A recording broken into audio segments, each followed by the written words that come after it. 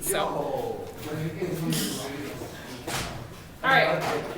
If you guys haven't already, clean up your whiteboards, please. Go back to notes. We just have a couple of examples left. And then we'll get you guys going on homework. And for homework, you'll need 3 graphs. So I have graph paper cut so that there's 3 graphs. There's 4 actually. But so you guys will have those if you need them. If you already have graph paper, that's fine too. So example 2 here asks us to graph this line. And you can graph this a couple of different ways. Probably the easiest way in this case is just to graph it with the information they give us. And so what I do here is I list out m and then x1 and y1. Because if we actually try to find the b in this case, the b is going to be a decimal, and graphing with a b as a decimal is really tough. So if we have, remember it's y minus y1 equals m x minus x1. So do I know m? M is 1/3, so we know the slope already. Now the x1 and y1 is a little bit trickier to find on our equation, you guys. We should be on example 2 on the top of the page, please. Good question. So that's the question. So Michaela just asked, is y1 -4?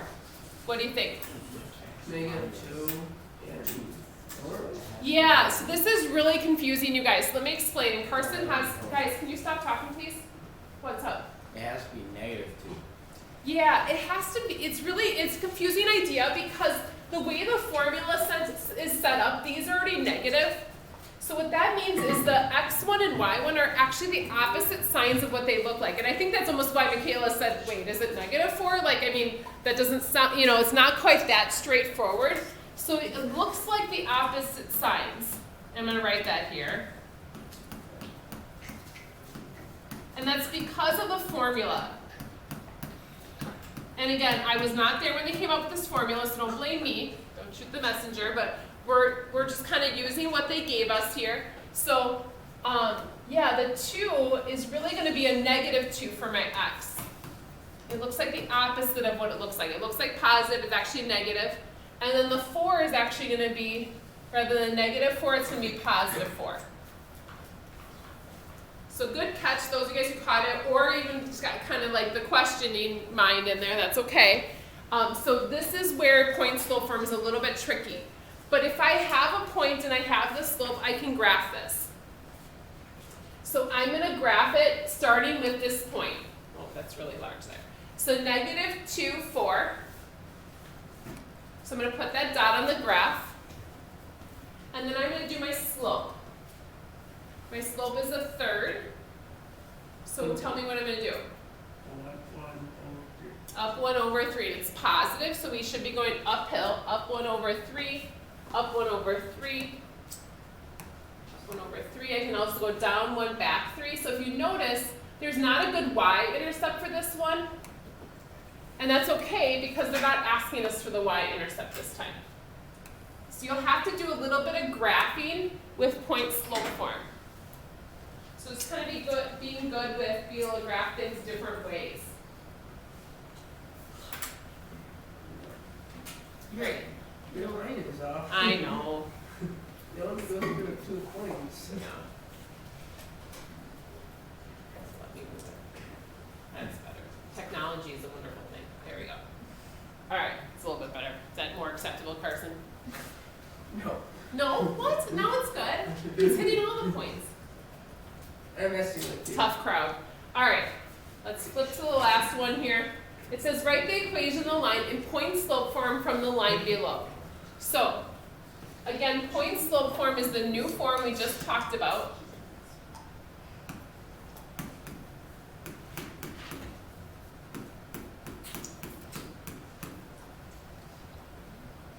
And so again, I need a point and I need the slope.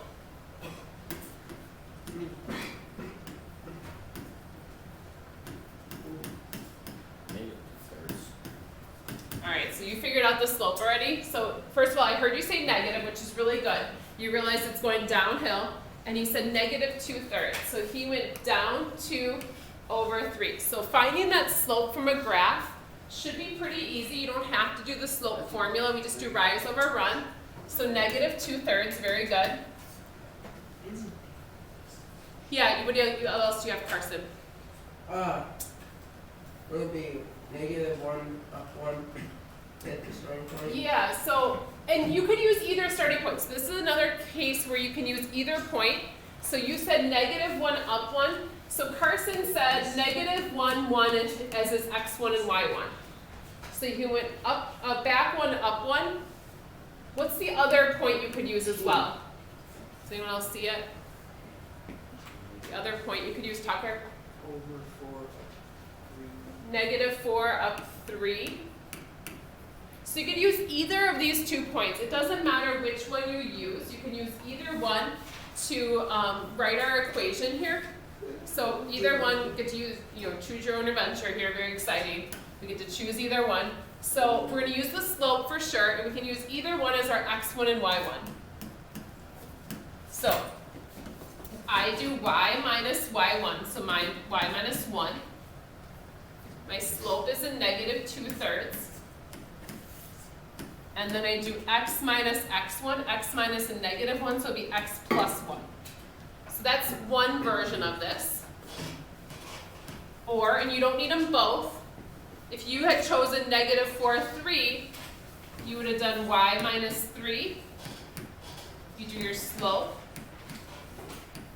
And then x minus a negative 4, so x plus 4.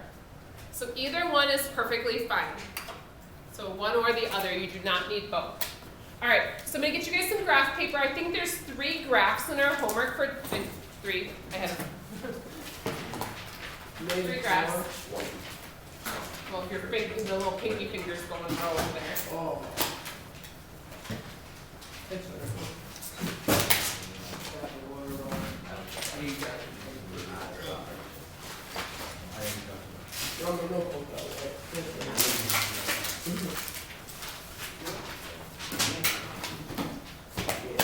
And you guys, if you ever get home and don't have graph paper there, you're welcome